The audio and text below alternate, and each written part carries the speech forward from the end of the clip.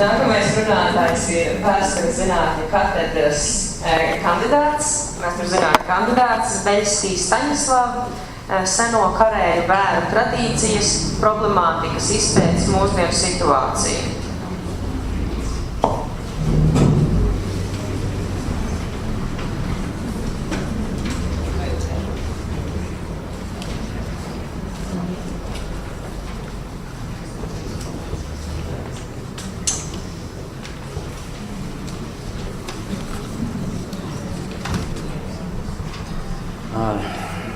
Dear colleagues, my name is Staņislavs Beļskis. I'm working in St. Petersburg in Museum of World Anthropology and Ethnography, more known as Kunstkamera. We have archaeological department in this museum, and I'm leading archaeological expedition working on Karelian Isthmus and Republic of Karelia, nowadays Russian Federation. And first of all, I'm very thankful for the committee to invite me, and I'm happy to present you current research of our investigations. But first of all, I would like to start from written sources. Some decades ago, in Novgorod, this birch-bark manuscript was found, and it has only 3 words. Litva sta na karelu, which means Lithuanians arose to Karela, which could be translated like Lithuanians attack Karelians. This birch-bark manuscript dates from 3rd quarter of 11th century, and that's it. And the text is absolutely unclear. What happened, who, why, and where in this time. And the most logical explanation of this text gave by academic Yanin. He supposed that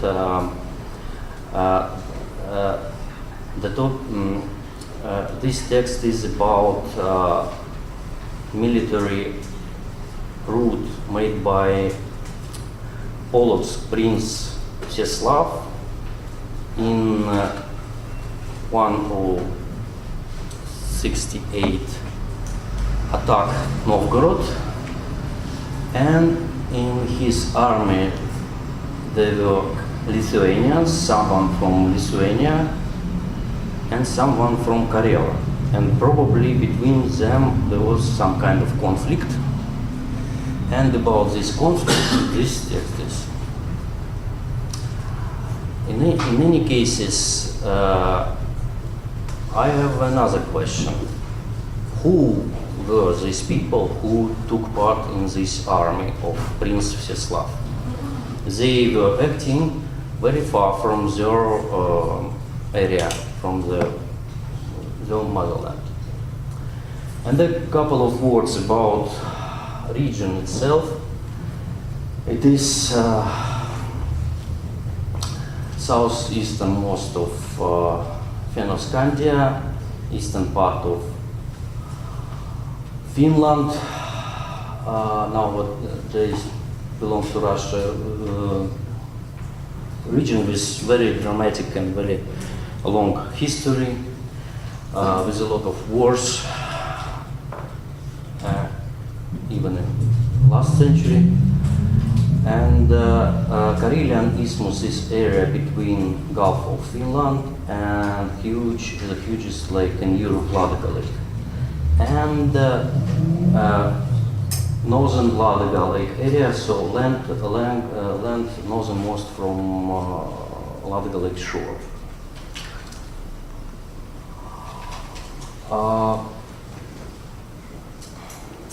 If we move to 11th century and try to map the finds, we will see quite strange picture, because we have, according to my calculation, about 300 stray finds, different artifacts of late Viking Age, And only 7 more or less excavated in normal archaeological way sites, burials.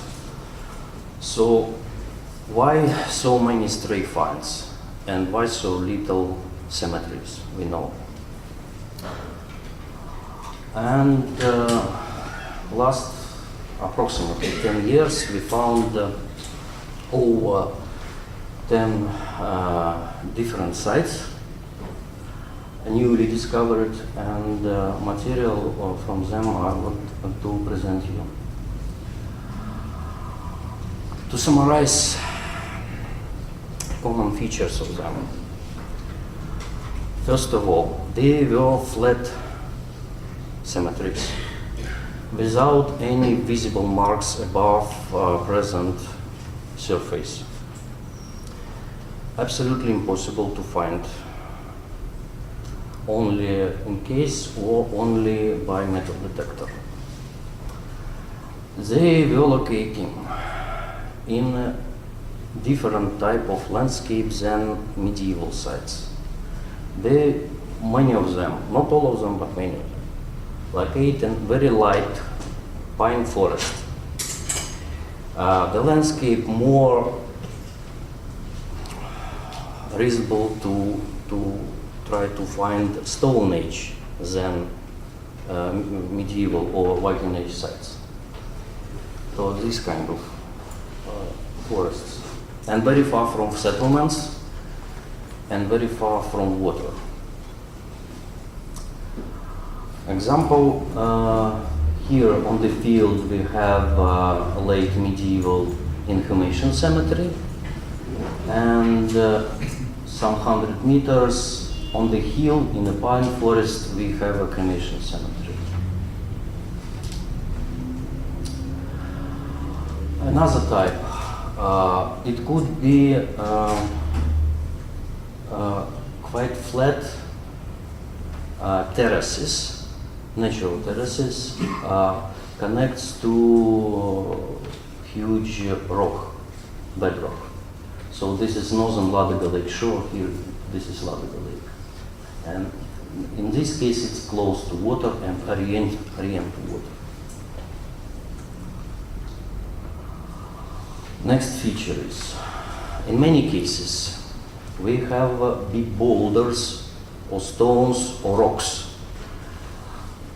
standing locates separately on the top of some hill. And around them, usually, we have a concentration of artifacts and the grave under this kind of big boulders.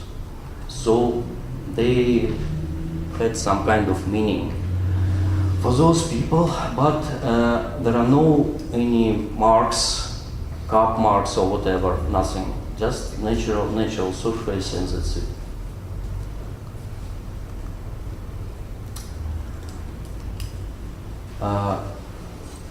Graves. Usually in Finnish archaeological tradition, in Finnish historiography, it calls polttokenttä kalmisto, which means cremation cemetery on some kind of area.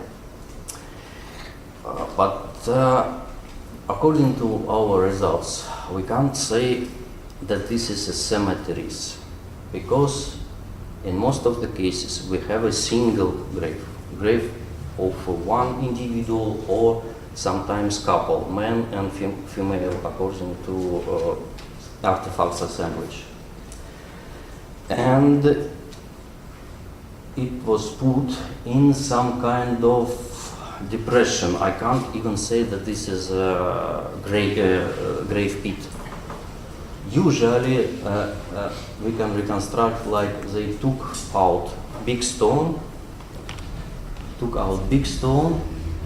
put bones and artifacts, and then put stones back.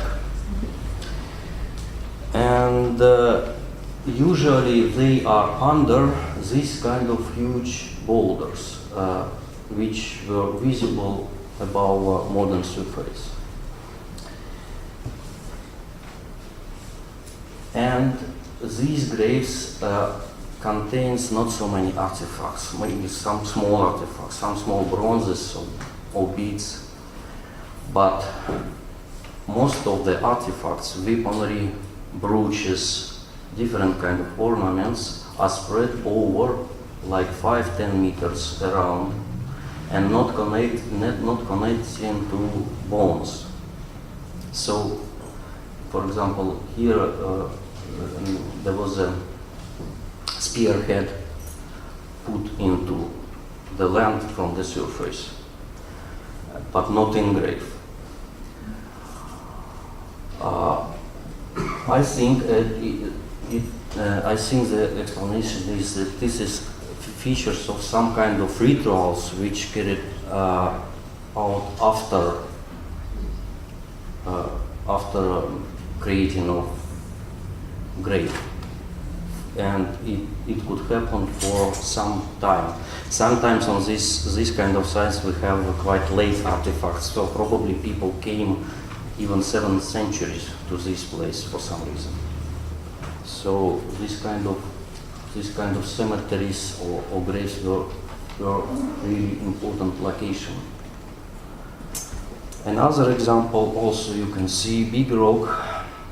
So they could locate in very strange places. They could locate in the slopes, quite steep slopes, in a very, very rocky area where absolutely impossible to excavate. There is not soil, at least, only grass turf, like 10-15 centimeters maximum, and that's it, and rock. So they were like almost above surface, and there is no agricultural activity, absolutely nothing. So we can't say that soil was moved out later. In one case we have probably grave pit, but also it was open by taking, so you can see that this very, very moraine surface, a lot of stones, very hard to excavate. There is no depth at all, and stones were moved out, bones put in, and then they covered back by these stones. So this is not a regular structure. In literature we can find information that these were like graves under or above some kind of stone settings. According to our result, this is not a stone settings. If you clean this natural surface, you can imagine that this artificial made by man, but this is not so. So there are no any regular structures above or under these kind of graves complexes. So this is natural surface, one of the good example of it. And again, you can see that maximum 20, the most deepest place is 35 centimeters, and that's it. And this is why we have probably so many stray finds, because local people, local peasants, they found artifacts, big artifacts like swords, spearheads, and they can't recognize what does it mean, what is this, and it is very easy to destroy if you start any kind of activity in this area, because there is no depth, and very easy to damage this site. And I can say that we have hundreds of these kind of sites, this kind of graves.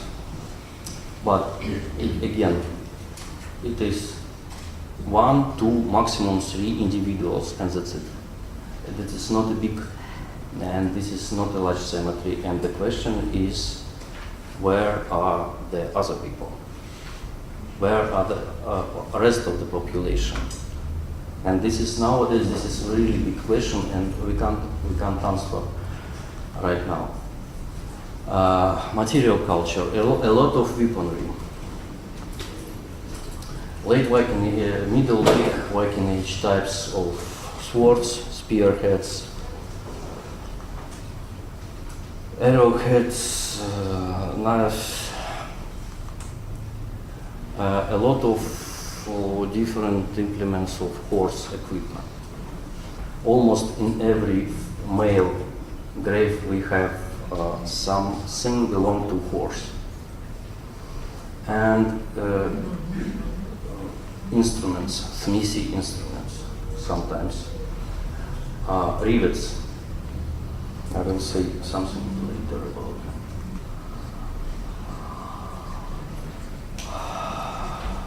A lot of bronze ornaments. Earliest variants of Caribbean brooch, which is also almost the same as far as I can understand with leaves.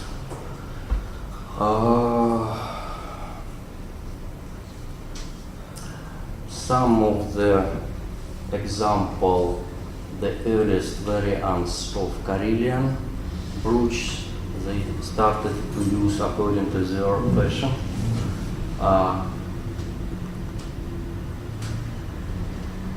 Bracelets, necklaces, different pendants, and so on and so on. A lot. And also interesting to pay attention that some of the artifacts are melted totally, so we have only dots of bronze. Some artifacts have traces of influence of fire, but type is recognizable. And some artifacts are almost without influence of fire, which means that some artifacts were taken from the fireplace with bones to bury in different place, but some was put later in this area and not being in the fire. Another example is about male and female complex. We have a concentration of male artifacts in this area, horse equipment, remains of sword, spearhead, coins, and here we have a necklace of bead, stone beads and glass beads and some brooches. So here probably female complex, so altogether two, and that's it, and nothing else.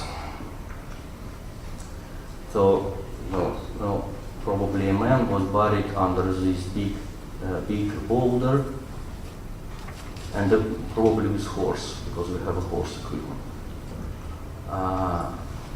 This complex. And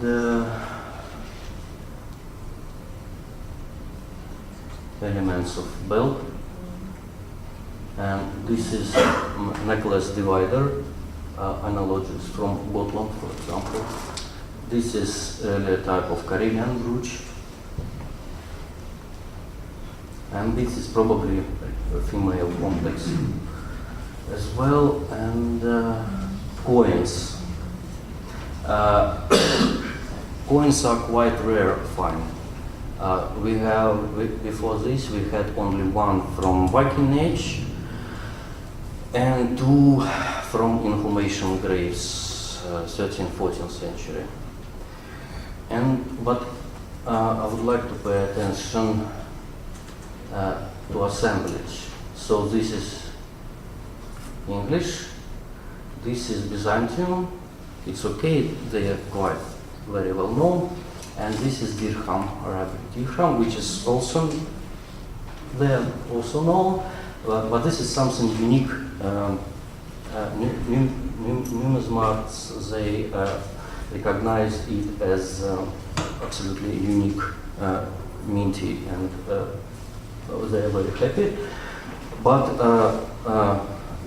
this complex shows the relation of this population. So through all over the Europe and Near East.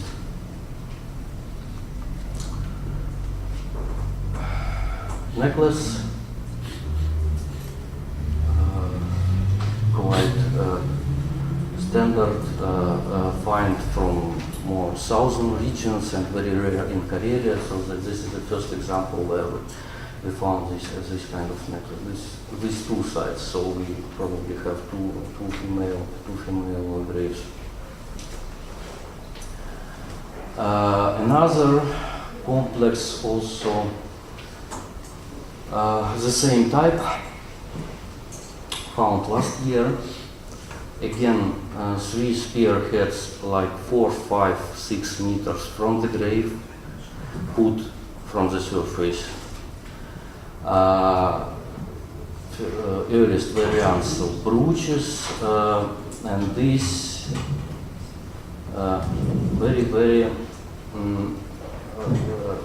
these have a lot of parallels in Western Finland. Most of the artifacts have parallels in southwestern Finland,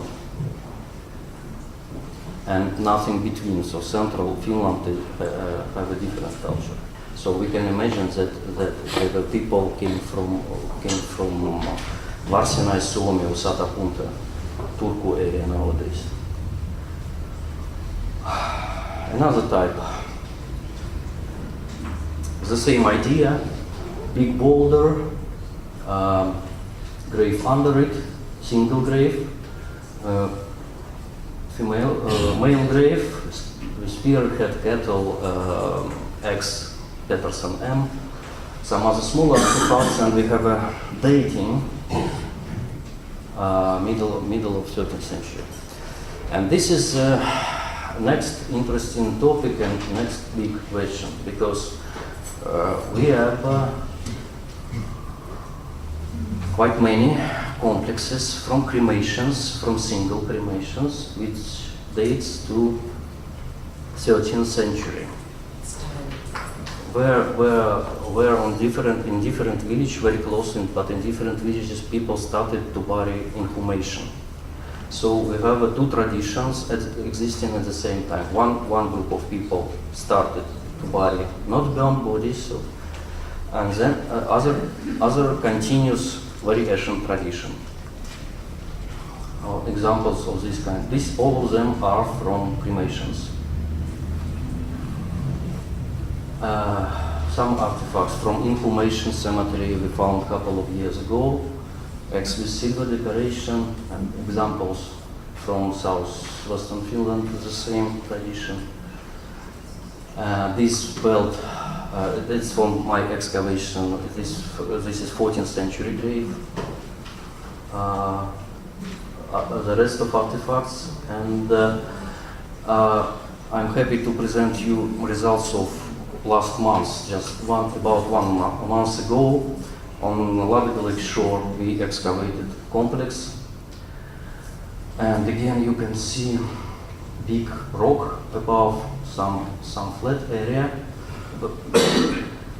15-20 centimeters depth, and we have a cremation in a boat. So some late Viking Age, so late 10th century, beginning of 11th century, and about 100 of different boat rivets. So this is the first find in Karelia, fourth in Russia. There are some examples again in southwestern Finland.